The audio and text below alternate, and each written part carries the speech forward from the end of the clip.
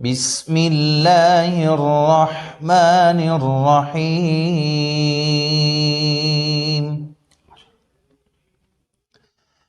یا ایہا الانسان ما غرک بربک الکریم الذي خلقك فسواك فعدلك في أي صورة ما شاء ركبك كلا بل تكذبون بالدين وإن عليكم لحافظين ما شاء اللہ كراما كاتبين يعلمون ما تفعلون إن الأبرار لفي نعيم وإن الفجار لفي جحيم يصلونها يوم الدين وما هم عنها بغائبين وما أدراك ما يوم الدين ثم ما أدراك ما يوم الدين يوم لا تملك نفس لنفس شيئا والأمر يومئذ لله صدق اللہ العظیم. ماشاء اللہ. سامعین میں آپ کو بتلا دوں، ہم نے جب بھی قاری موصوف کی تلاوت اپلوڈ کی ہے تو درجنوں اہل علم کے یہ ہمارے پاس فون آیا کرتے ہیں کہ قاری صاحب کا نمبر دیے، ہم رہنمائی چاہتے ہیں، دعا کیسے پہنچتے ہیں، قطر کیسے پہنچتے ہیں.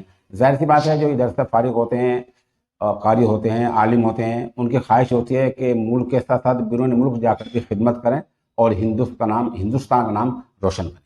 تو چونکہ قاری صاحب 5 سال سے وہاں ہیں تو قاری صاحب اس سوال کو آپ کو جواب دیں گے کہ کوئی اگر یہاں سے آدمی وہاں جانا چاہتا ہے قطر میں امامت کے لیے یا مولوی کے لیے تو اس کو یہاں کس ادارے کی یہاں سند چاہیے اور وہاں جانے کے لیے اس کو کن مراحل سے گزرنا پڑتا ہے، آپ اس پر روشن کرنا چاہیے. سب سے پہلے تو جن حضرات کا وہاں جانے کا ارادہ ہے وہاں وزارت الاوقاف دوحہ قطر کی جو آن لائن ویب سائٹ ہوتی ہے اوقاف کے نام سے، اوقاف اسلام کے نام سے گوگل پر ویب سائٹ ہے، وہاں پر فارم بھرنا پڑتا ہے آن لائن اور وہاں پر آپ کا مکمل تعارف انگلش یا عربی میں آپ بھریں گے. اس کے بعد آپ کو تاریخ دی جاتی ہے امتحان کی، اور امتحان 2 طریقے سے ہوتا ہے، تحریری اور تقریری. تحریری فقہ حنبلی کی 2 کتاب ہے، عقیدے کی اور فقہ.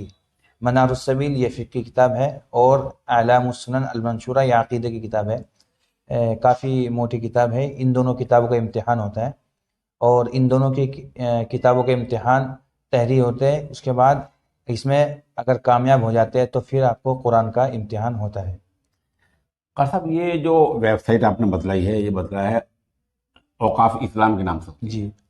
اس کے بعد اب جو وہاں قطر میں ایک آدمی انٹرویو جائے گا تو کرایہ کیا کون دیتا ہے؟ اپنا خرچ ہوتا ہے یا وہاں کی سرکار دیتی ہے؟ جو وہ خود کا اپنا خرچ ہوتا ہے. وہاں پر ایک تو طریقہ ہوتا ہے آپ یہاں پر پہلے مکمل تیاری کر لیں آپ کتابوں کی، مکمل تیاری کرنے کے بعد آپ اپنا فارم بھر دیں، کیونکہ اس میں کیا ہوتا ہے 1 دن کے بعد بھی آپ کو تاریخ مل سکتی ہے امتحان تحریری کی اور 6 مہینے بھی لگ سکتے ہیں اس میں. تو آپ کی مکمل تیاری ہو جائے اور آپ پھر فارم بھر سکتے ہیں، اور اس میں جو خرچ ہوتا ہے آنے جانے کا وہ خود اپنا خرچ ہوتا ہے. اچھا، وہاں رہنے کا کھانے کا قطر میں سب کچھ خرچ اپنا ہوتا ہے اس میں.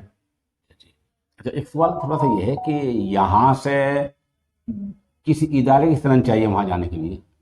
اس میں کوئی سند کی ضرورت نہیں ہے، آدمی خود سند ہوتا ہے، اپنی محنت ہو اس کی اور بس جیسے اس کا پڑھنا ہوتا ہے اسی انداز پہ اس کا انٹرویو ہوتا ہے. دیکھیں بڑی اچھی بات ہے آپ کے لیے، قاری صاحب یہ فرما رہے ہیں کہ یہاں سے جانے کے لیے کسی خاص ادارے کی سند کی کوئی ضرورت نہیں ہے. قاری صاحب نے جیسے بتایا کہ فقہ حنبلی کی 2 کتابیں ان کا مطالعہ ہونا ضروری ہے، اور یہ بات صحیح ہے کیونکہ وہاں لوگ فقہ حنبلی کے ہیں، جیسے ہمارے یہاں فقہ حنفی کے لوگ ہوتے ہیں. تو اگر ایک امام مسائل سے واقف نہیں ہوگا تو امامت کیا کرائے گا؟ یہ بہت اچھی بات ہے کہ پہلے ان 2 کتابوں کا امتحان ہوگا. اگر وہ دیکھیں گے کہ اس کا مطالعہ ہے اور یہ ان عقائد کو جان چکا ہے، اس کے بعد قاری صاحب اس کا تجوید کا امتحان ہوگا. جی، اس میں قرآن کیا کا چیز دیکھتے ہیں وہ کلام پاک میں؟ میرے اپنے اعتبار سے تو وہاں پر جو سب سے پہلے دیکھتا ہوں ادائیگی کا تجوید میں سب سے زیادہ رول ہوتا ہے، اور تجوید ہی خود ادائیگی کا نام ہوتا ہے. اگر کوئی قاری تجوید نہیں جانتا، ادائیگی اچھی نہیں ہے تو وہ قاری نہیں ہے. اور وہاں پر خاص طور سے تجوید کا، عرب کے اندر تجوید کا بہت زیادہ رول ہوتا ہے. اور تجوید کے بعد آپ کی قرآن کی پختگی دیکھتے ہیں، قرآن پکا ہے نہیں. پہلے نمبر پہ تجوید دیکھتے ہیں. آواز کا کوئی لین دین نہیں کہ اس کی آواز اچھی ہے یا نہیں، یہ لہجے آتے ہیں نہیں، یہ بات کی بات ہے. سب سے پہلے وہ تجوید دیکھتے ہیں، پھر قرآن کی پختگی دیکھتے ہیں. اس کے بعد مقامات جو اگر آپ پڑھ سکتے ہیں تو اچھی بات ہے، اور اگر مقامات نہیں جانتے ہیں تو اس میں اس کا کوئی ممانعت نہیں ہے. اس میں سب سے بات یہ ہے، کچھ لوگوں نے کہا کہ شیخ سدیس جیسا لہجہ ہونا چاہیے. ایسی کوئی لہجے والی بات نہیں ہے. جی ایسی کوئی بات نہیں ہے. بس یہ ہے اگر کوئی آدمی زیادہ اچھا پڑھتا ہے تو اس کے اعتبار سے پسند کرتے ہیں اس کو. جس سے آج کے زمانے میں شیخ محمد ایوب صاحب رحمۃ اللہ علیہ جو مدینہ شریف جی کے جی امام گزرے تراوی کے، اور فی الحال شیخ مشاری ہے، شیخ عبدالولی ارکانی ہے، شیخ صالح انصاری ہے.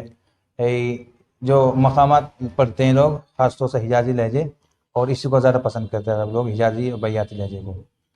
اسی انداز میں اگر کوئی پڑھتا ہے تو وہ زیادہ پسند کیا جاتا ہے. تو آپ نے دیکھیے زیادہ آپ نے سمجھا تجوید ہو، اس کی ترتیل صحیح ہو، لفظوں کی جو ادائیگی ہے تال زا واد یہ صحیح نکالا نہیں نکالا، یہی مسئلہ تھا. جی جی جی اور جو عقیدے ہیں نماز کا پڑھانے کا طریقہ کیا ہے، فلاں کام ہو جائے تو نماز کس طرح خراب ہو جائے گی یا فاسد ہو جائے گی یا کیسے ہوگا، یہ تمام باتیں اس کو یاد ہو. جی جی. اچھا کوئی اس میں عمر کی قید ہے؟